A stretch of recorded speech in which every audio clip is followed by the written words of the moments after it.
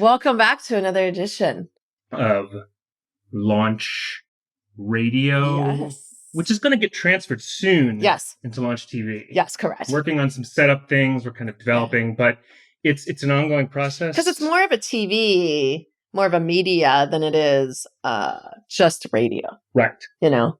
Right. We're going to have like a studio. Yeah. Guests. We're going to continue to do the audio, but I think it's fun to have a studio. Yeah, I think it's more visually than it is just audio. And I think that's why we're changing it to the Launch TV. I would agree. Where's your mask? Oh, I forgot the mask today. Have you been reading the news about the coronavirus? I mean, it's starting to get...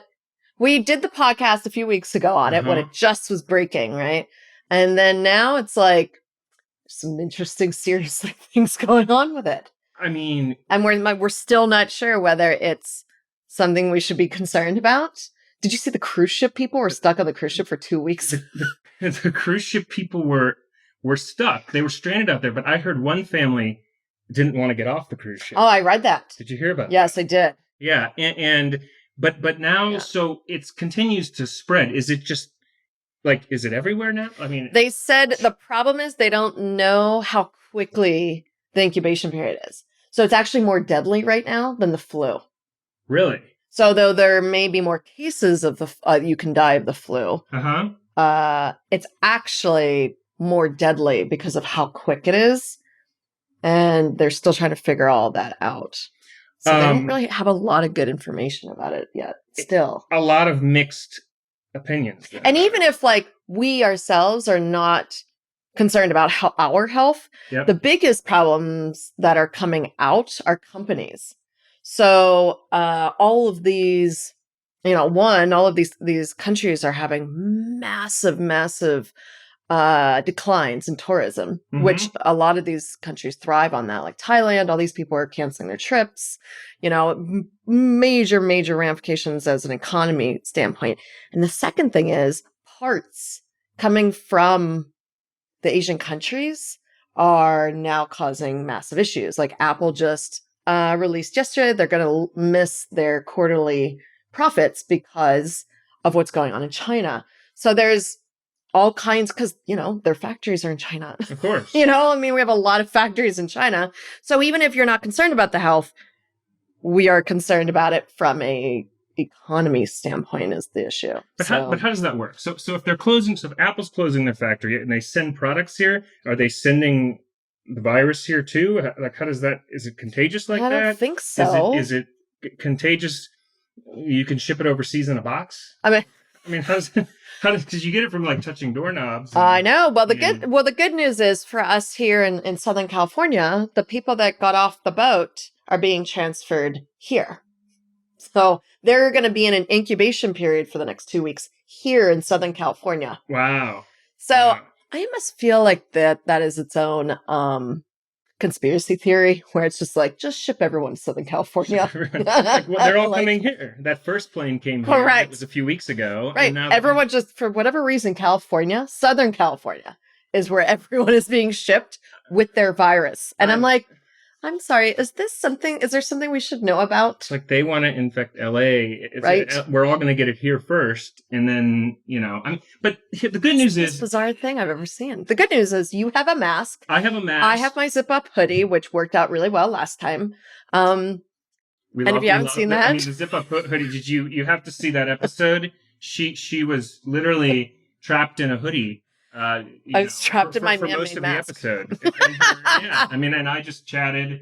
You can look at it on our coronavirus episode. But we had that was quite an interesting thing. By the way, it looks like YouTube chat is down today. Oh, which is a shame. It says unable to connect to the chat, which is a shame. But it's not us. It's obviously something with YouTube. Google. I know Google.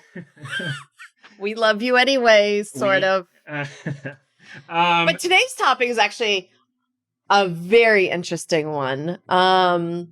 It goes along with the okay boomer.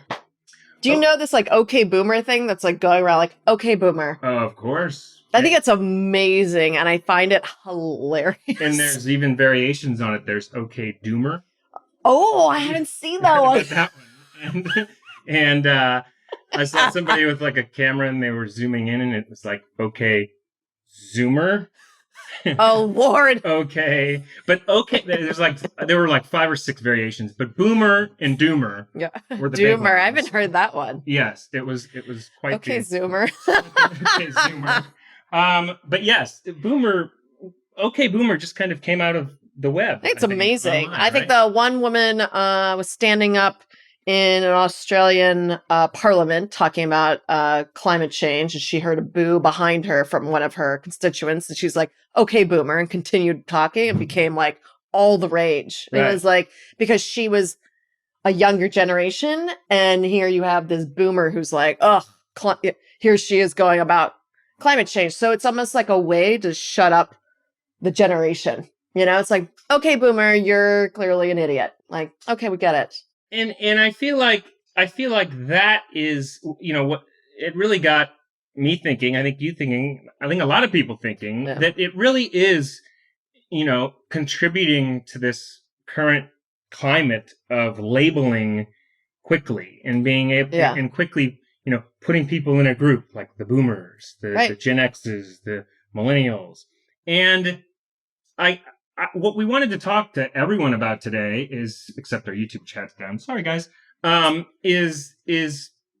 Is all of that real? Like, are these labels for the different generations? Does that really exist? There seems like there's some debate about it online. What do you think as far as it? Yeah, I was in advertising for 12 years, and generations and buckets and putting people in categories is exactly how the advertising agencies go about promoting their product. Mm-hmm. It's like, I worked for the auto manufacturers. So when Toyota was looking to launch a redesign of a Prius, they would tell me, someone working for the publisher side, saying, I want to find people who are green, who compost, very specific, who may be interested in getting married, but not right now. It gets like really detailed, and it would be like, here's the Gen X, here's the Gen Y, here's what, and they would bucket you, and that's how they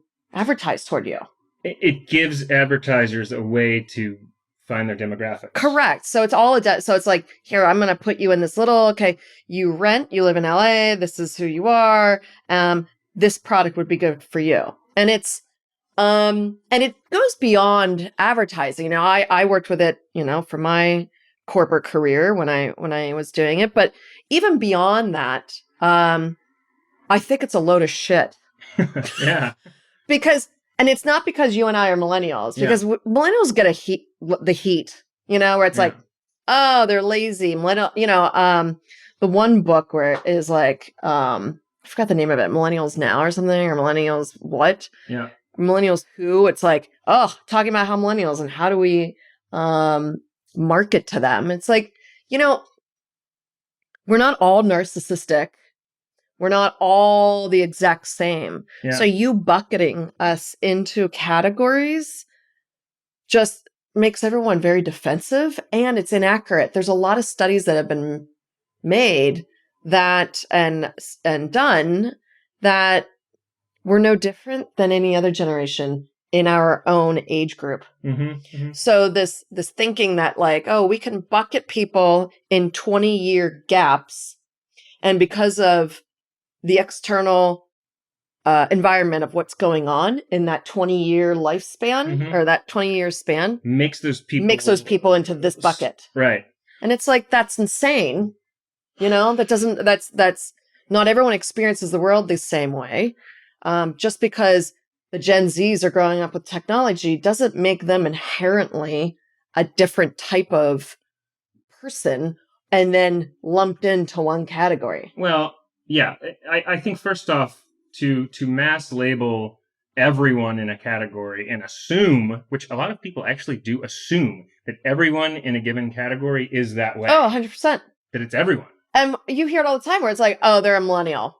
And it's just like, or, okay, boomer. Okay, same boomer, thing, where it's like, your generation. Yeah. Is it detrimental that we're trying to pigeonhole everyone into these buckets that really are nonsensical when you think about it? You think a 20-year the people that created this, it wasn't that long ago, right.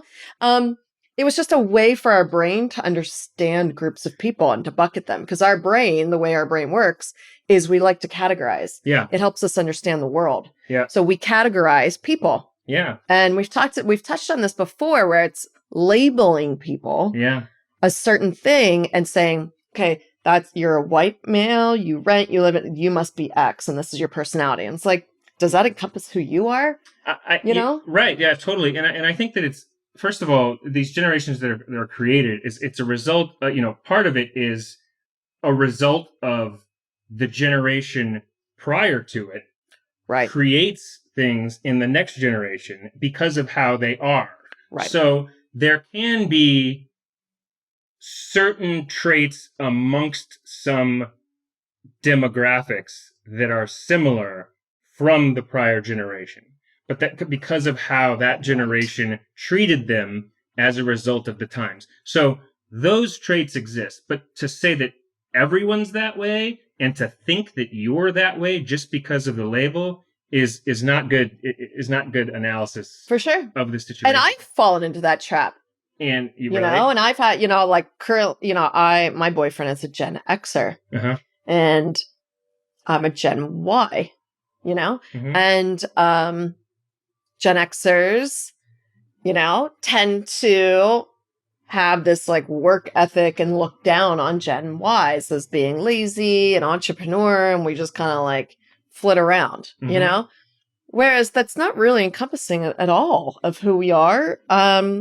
And it takes away from our individuality when you think about it, So, hi, Brian. I know for me, So I think to be labeled anything, and what's interesting to me is, Gen Z, I think marketers are going to have a really hard time by bucketing Gen Z because they're intrinsically, that generation hates labels. For example, they don't like to be labeled. Which one does? Gen Z. Okay. So the youngest generation. Correct. Okay. So real quick, and then I want to hear you say, yes. What are the decades that they consider each generation so people know? Okay, so there's the silent generation. Which is when? That is from 1940, I want to say. Okay, so they're the older. They're the older. They're like our, let me open it up. So they are, 1925 to 1945 is the silent generation. So that would be our grandparents. If you still have grandparents, Baby boomer would be 1946 to 1964, our parents. Okay. That's when everyone came back from the World War II, and the explosion of kids happened, and they were the baby boomers. So everybody was having kids once the silent generation came back from war. Gen X would be 1965 to 1980. Yeah. And then millennials go from 1980 to 95. 81 to 95, yeah. Right. And then Gen Z starts. So we are considered on the older side of millennials, and they've actually, because we're on the older side of millennials, they've actually created a subcategory for us because they feel that we don't really replicate millennials very well. We're a little different. Are there post-millennials? Have you heard of that one or no? We're called the Zennials. Zennials. Yes. That's what you and I would be. Yes. Which would be like the 1981 to 80... 80 to 83. Really? That bucket right there to 84 are Gillennial. Are like Zennials. Zennials. With an X. So we are a combination of Gen X and millennial. Which it's all bullshit, and that's what we're trying to talk about is that correct. It's nothing, none of this. It's all BS, yet we all subscribe into it and say, oh, our parents don't understand things. It's like, no, they've done multiple studies on this, and narcissism did increase in the 2000s, but then has dropped to the same levels that it was in the 1980s. So no, millennials are no more narcissistic than the Gen X's were. So and the big point about this is, so we've got all these generations, and silent generation all the way to Generation Z. By the way, what's 2010 and beyond? Does that have a label yet? That would be Gen Z. That's still Gen Z from 1995 all the way. Yeah, because it's 20 years. So let's say what's 20 plus 95? 2015. I wonder if there's a new one. I don't know, like in the last few years. Because I'd be curious. Oh, because 2020 would be 2015. Right. Actually, I wonder what would be the new. If there even is. Because they would be like 5 years old right now, right? Correct. I wonder if there's a label for that yet. I don't know. Anybody know? They're running out of letters. They'd have to go back to A. Right? I mean, they would. We were at Gen Z, and then we'll go to Generation AB. And then ABC. Roman numerals? Roman numerals. But we're going to go to Roman numerals. Can you imagine? But I think that so any of those generations across that whole spectrum, can have these traits. I mean, I think that's the big point you're making. Now, because of certain things, the times and what was happening at the time, there can be traits that people have because of certain things, like that within a generation, some people can have, but there's not a mass label of everybody in that one set. Right. And so to go through life thinking that you're have to think that way or that you are that way because people label millennials as narcissistic or as, too focused on themselves or too lazy or whatever. That's just none of that is true. And people are often too hard on themselves about these things. And it actually has been proven in studies. I mean, I read this in that article we both read today, that different data, and this is universally true actually, but the data is different depending on what the study is, right, as far as which generation is what. Like literally they've tried to really sum this up and get the bucket label, like this is it, and they can't get it. If you really research it, they can't get it because different studies say different things. So everybody's kind of just dumbfounded, and we have these sweeping labels of 2-decade and intervals. they changed the years.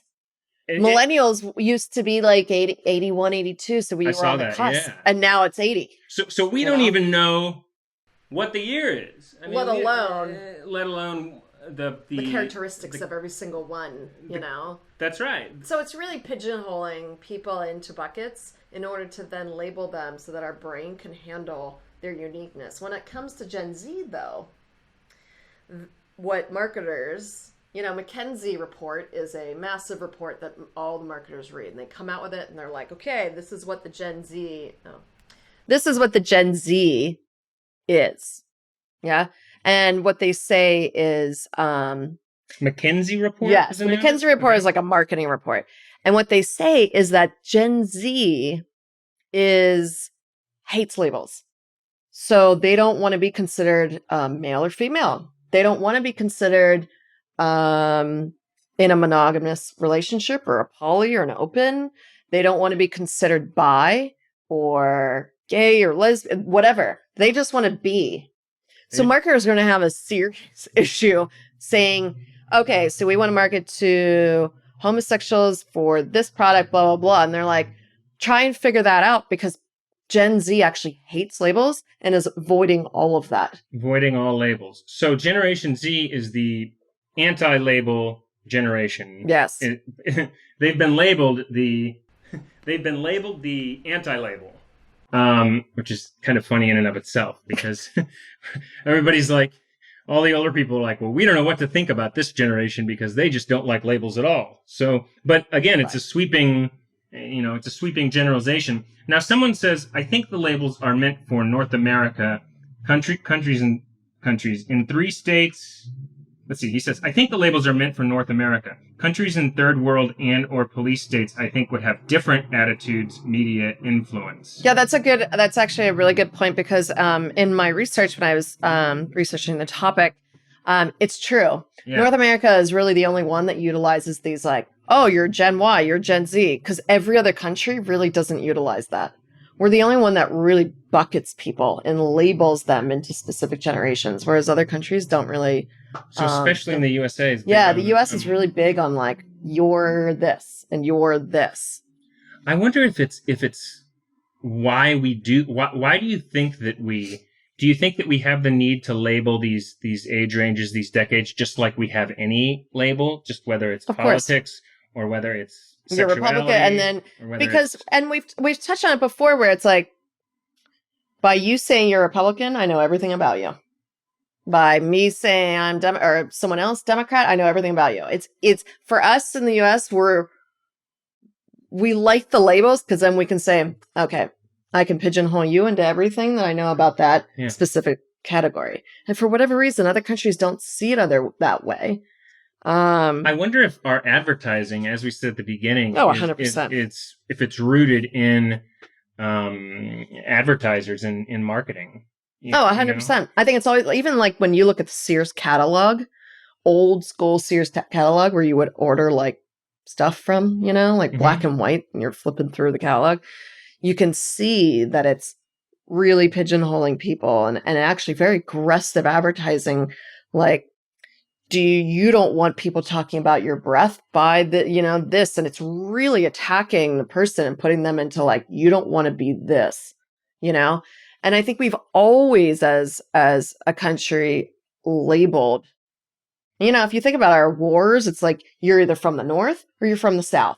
Yeah, all the way back to the you wars. Immediately, it's like Revolutionary War. I mean, we were, okay, are you for the monarchy, or are you here to start something new? I think it's just like the fabric of the society that we've built here. And what country do we come from? Right. What's their sexuality? What's their, like, all of that? People tend to look for labels. But I wonder if it's seen, the two things that pop up in my mind when I think about what could be the cause of it are, one, marketing and advertising, and two, kind of a some frustration or anger amongst an age range, like maybe parents frustrated with their kids say, oh, it's just the generation, right? Or kids frustrated with their parents say it's that generation. So because of when you were born, I think it sometimes can, if you're on a team, then you can label the other generation to be something else. Meanwhile, it's just an age. Like, for example,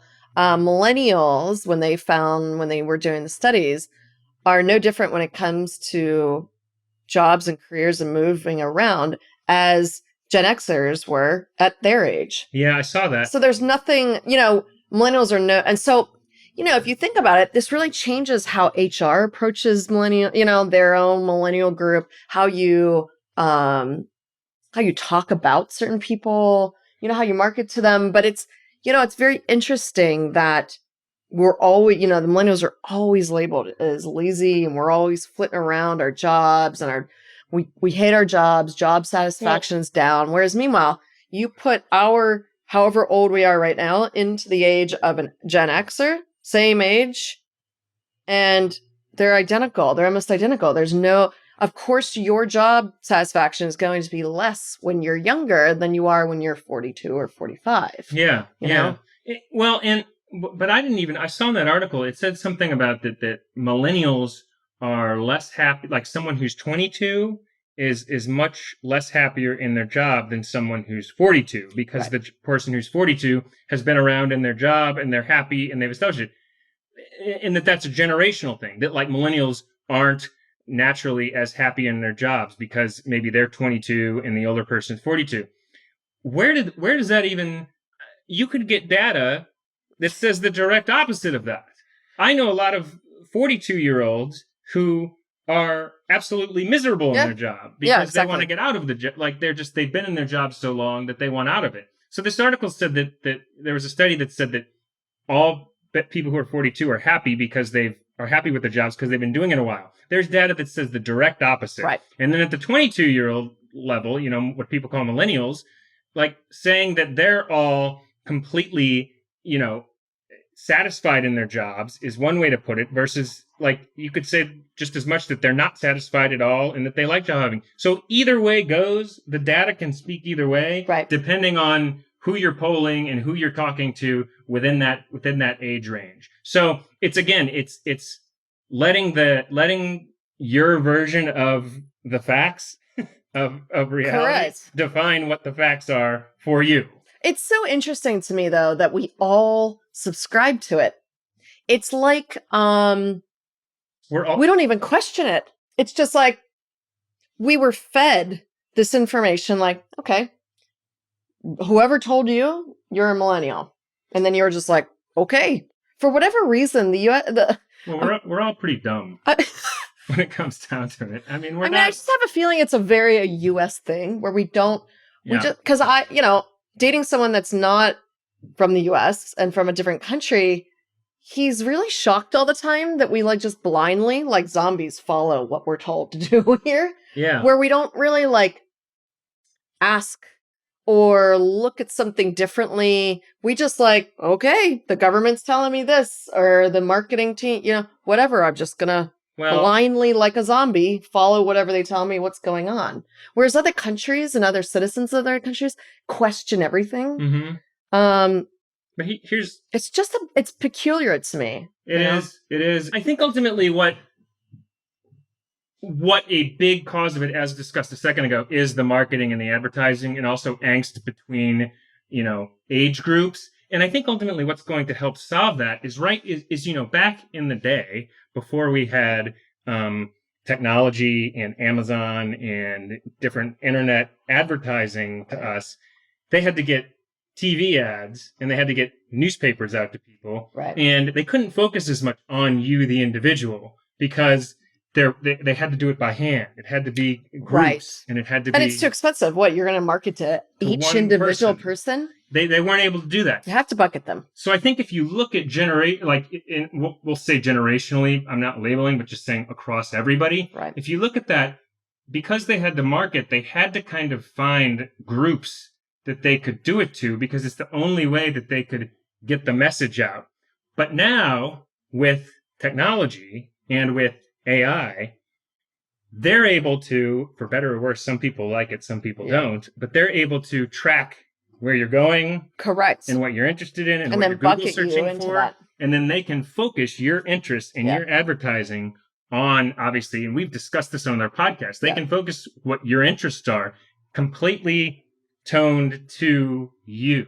And that was my job at Google. That's what I did. That's what Kira did. If you're annoyed by advertising, my apologies, but that was my job, was that you're always going to see advertising. Mm-hmm. Do you want it to be relevant to you? Or do you want it to be like, why am I getting diaper ads? I don't have a kid. I'm 15. I mean, so AI makes it available so that you can actually pinpoint, follow the person to see what they're doing, bucket them into little categories, and then market to them, ensuring that you have a higher propensity or a higher chance of that person being interested in your product because you followed the right person. Mm-hmm. Is it right? I'd rather have ads that are geared toward me than ones that make zero sense. Do you remember when the internet first started? Yeah. And it was the first ads that were out were massive pop-ups, and it was Spank the Monkey. It was like you hit the monkey with your mouse. Oh my gosh. Do you remember that one? That goes way back. Yes. Yeah. Old school. And it was like, there's no rhyme or reason. You just hit it. Yeah. With your mouth, with a click of the mouse or whatever we used at that time. Do you remember that? Vaguely, hit the monkey, and it was like target, and you're like targeting the person, like the monkey on the ad. And you're like, what the hell? So ads from like revolutionized, and have completely gone full circle to like into what we have now, where it's really, really designed into who you are. Right. Like Instagram. My God, how many times have I clicked on an Instagram ad for rings or jewelry or whatever that are like exactly what I would want? They show me magic shows. That's always my ads, is magic shows. They think that I'm a magician on Instagram. I actually like them. They got me because I always click on the magic shows. I've been like buying magic so next week I'll do a magic trick. But I'm looking into magic now because of the AI. What's the other thing they market me? They really market magic. That's hilarious. I wonder why. What are you clicking on Instagram that's like... I don't know. Maybe they just... I think... this is a fascinating concept.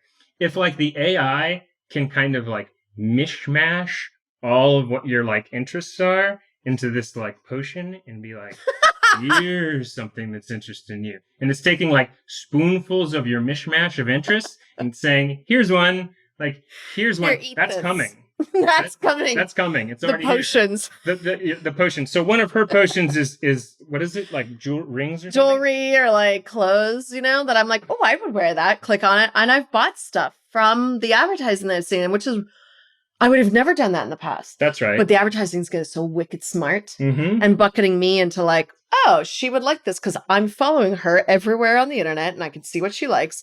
And I bet she would like this too. That's right. So the AI is getting smarter. Potion. It's creating potions. And then a rabbit pops out. Like, here's a Geoff interest potion with a rabbit and stuff. But it's doing that, and that's coming. And then what's interesting about that, though, is because marketing is changing, that could, to a degree, get rid of long-term, not tomorrow, but in, 10 years from now, that could get rid of the generational label because marketers can market to the individual. Correct. Instead of across Correct. a demographic. And that's what Google's advertising arm does, is that they know, when you get an RFP from an agency, which is a request for proposal, and it's an RFP for like an upfront, which is when, they plan all of their money. They spend like $10 million in advertising.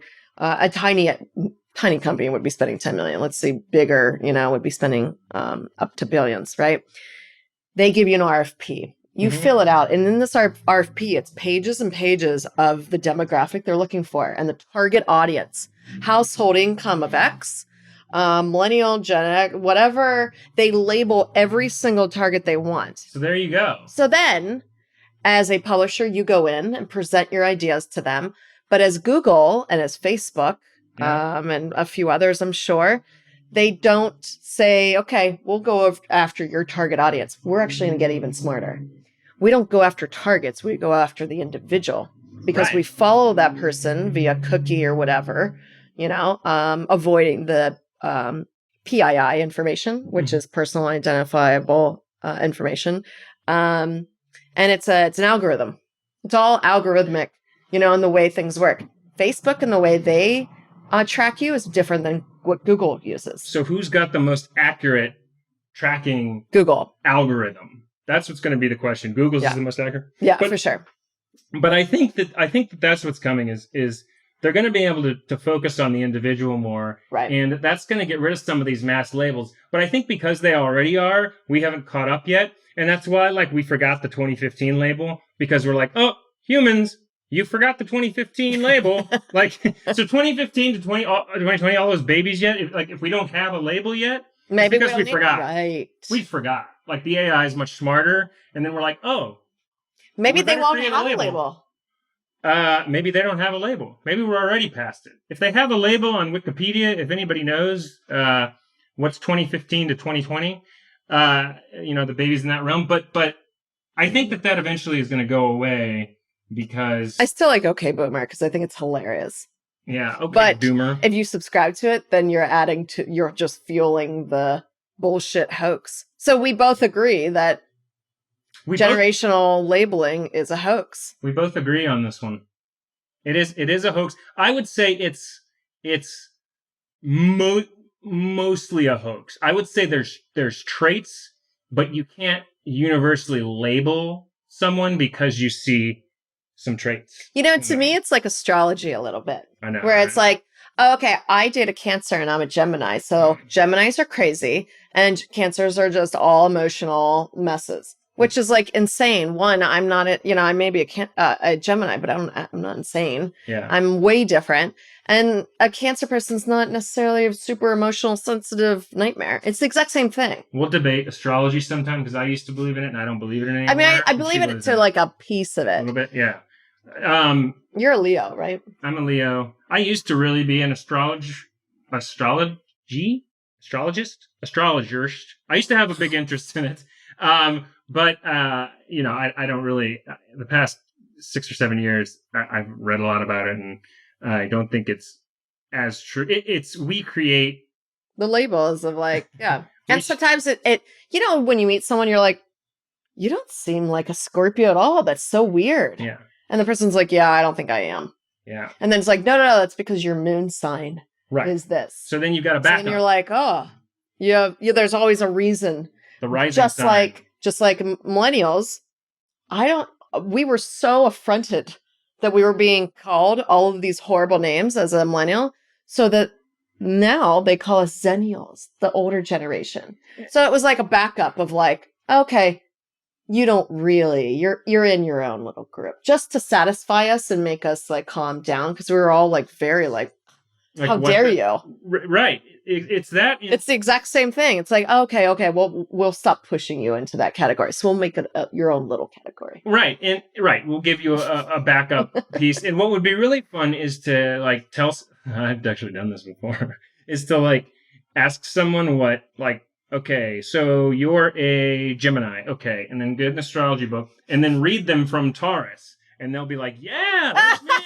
Yeah. And then at the end, you say, I'm just kidding. It's Gemini. And then, they'll go ahead and say, the moon or something, right. Back up or something. My Mercury. You find yourself in all of these, I think I believe a little bit of it. Just like the generations, yes. External environment and what happens, like we all grew up with the internet. Mm-hmm. So yes, our external environment we all had a shared commonality as it pertains to certain events that have happened in our life. Vietnam War, all the baby boomers were involved, had some kind of impact in that, right? Mm-hmm. However, can you then create an entire persona of that person because that person is a baby boomer or the silent generation? No, of course not. Just because that generation went through the exact same thing doesn't mean they all are the exact same person. That really takes away from the individual themselves and buckets them. And generally speaking, you don't, have you ever heard of a generation where it's good stuff that comes out? But baby boomers are hippies and druggies. Yeah. The silent generation are people that just like are zombies and didn't question anything. And then you've got the millennials who are a hot mess, according to everyone. And then the Gen Zs are growing up to, I'm not a boy or a girl. I'm just a human. And you're just like, what the hell?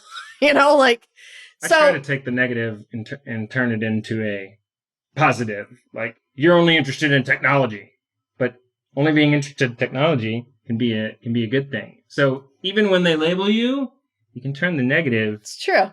Into a positive. You know what my mom calls that? Flip the pancake. Flip the pancake. So when you're thinking something negative in your life or something, you always flip the pancake. Think of something more positive. Put a different lens on it. Yeah. Flip that pancake. It's going to look differently. She's going to be so mad that I said this because she wants to like trademark it and write a book about it. So no one steal that idea. Flip the pancake? Like, yeah, don't steal. She doesn't watch the show, so she won't even know. Do your parents still watch the show? If I send it to them. I know. What's the deal?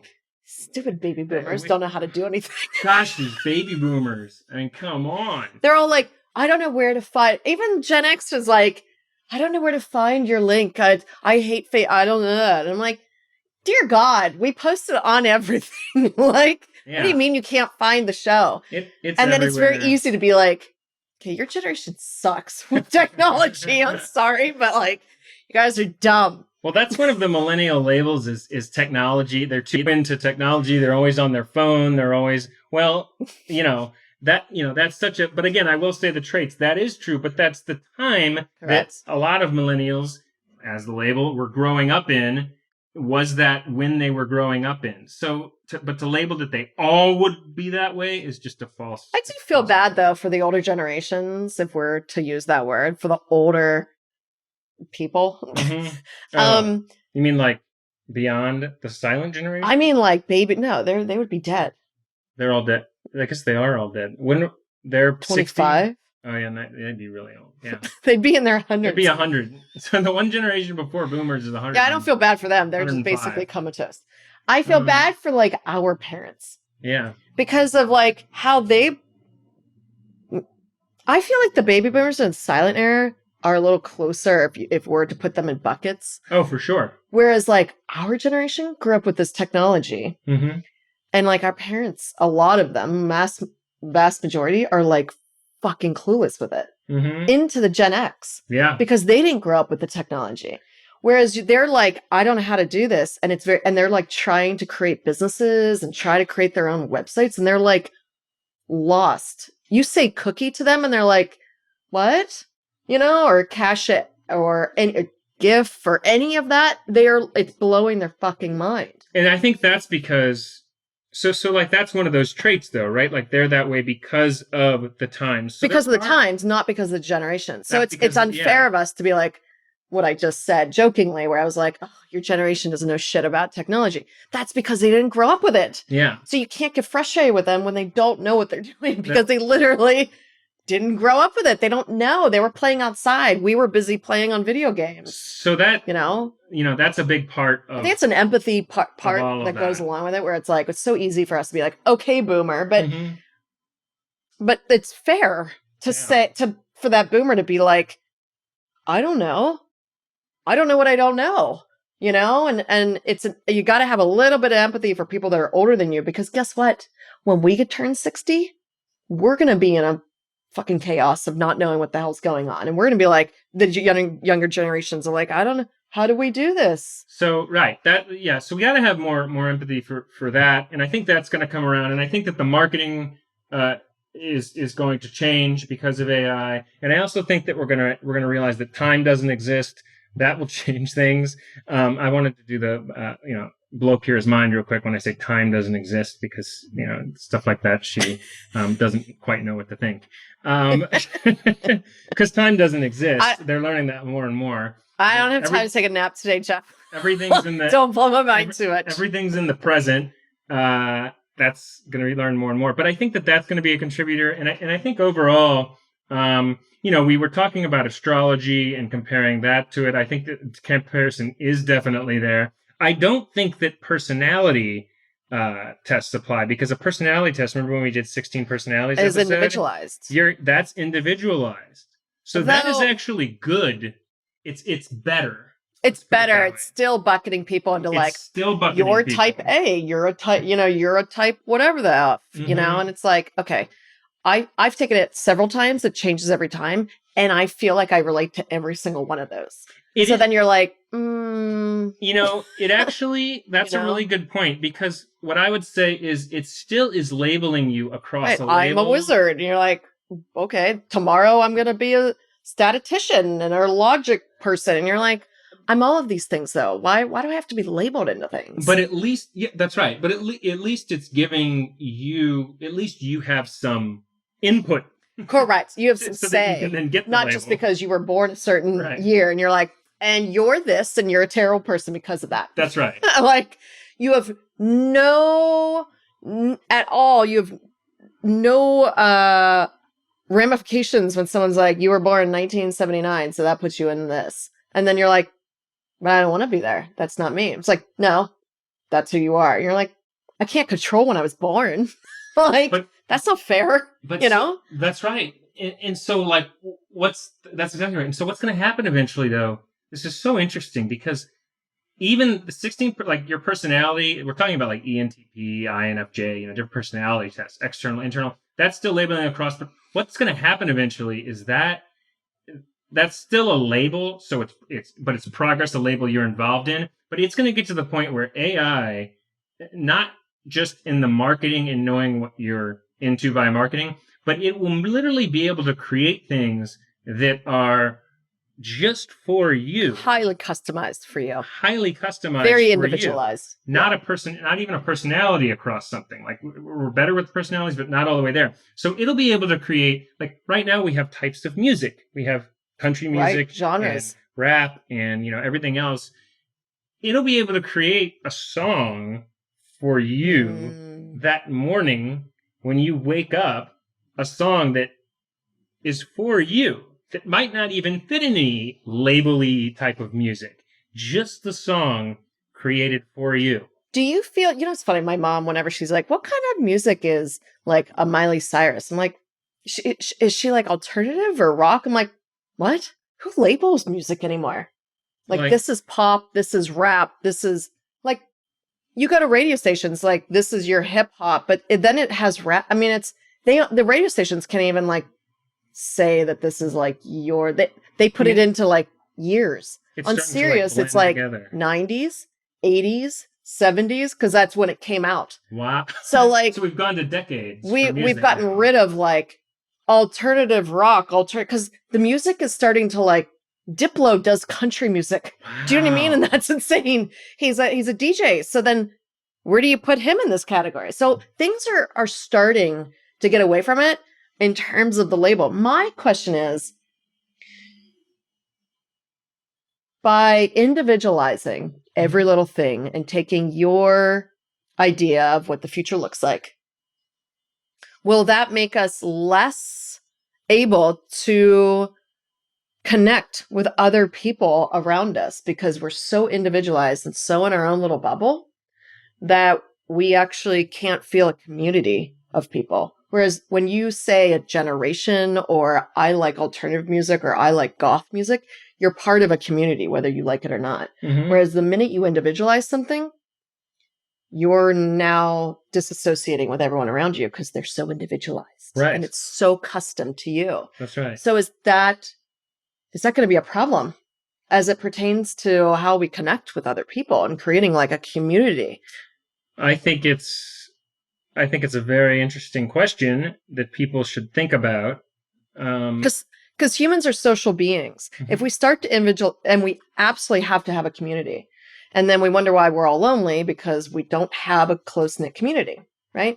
So the minute you start individualizing your entire life, from music to every little thing, it gets rid of the labels. You get rid of how you associate with people. I'm like, how am I similar to you? Community. You lose community. Right. So there's an isolative type of problem there, because as a human, AI is amazing, but the problem is we haven't evolved as humans. We're still biologically need certain things. But maybe by individualizing, it will teach humans to appreciate the community that much more.